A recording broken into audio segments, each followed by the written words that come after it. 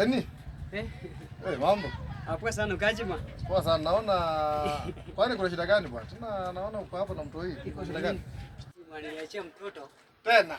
Si mama alienda wapi? Niangalia tena tunaona ndio mbele niko hapa niko kwa stage naangalia aliendea upande gani. Sijui kwa mama yake kila wakati anakuacha tu mtoto kwani shida iko wapi? Yaani unajua chochomo acha nikwambie kitu. Acha nikwambie. Usiwahi tegemea mwanamke. Usiwahi tegemea mwanamke hata kidogo. Unajua chochomo acha nikueleze. Unajua mimi nimekuwa na shida sana. Just kwa kazi. So kila kitu nimekuwa nategemea. Unaona? So nyumbani analipa sometimes, unaona? Anunua chakula, unaona? Hizo vitu zote. Sio imefika wakati ambao tumefungana. Hicho mimi bado mshahara sijapokea bado. So imeleta shida. So akamwelewa toka ende. Na mtu akasema, wacha nikuachie mtoto uone vile iko.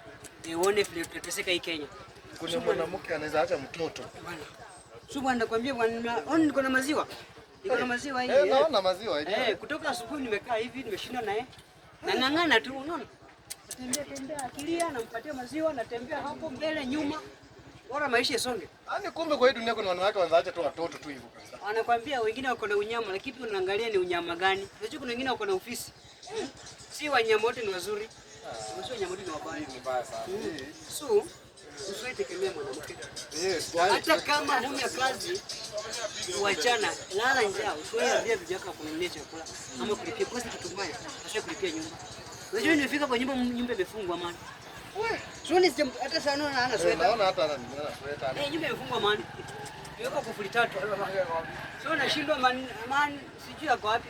Timu mtoto mama aliache mtoto. Mama alienda yuko. Hakuachia mtoto. Lakini ako sawa. Ako sawa pora kunywa maziwa. Lakini shida maana kutembea na imani. Ndio natangangana bwana nyumba imefungwa maana. Amefunga nyumba.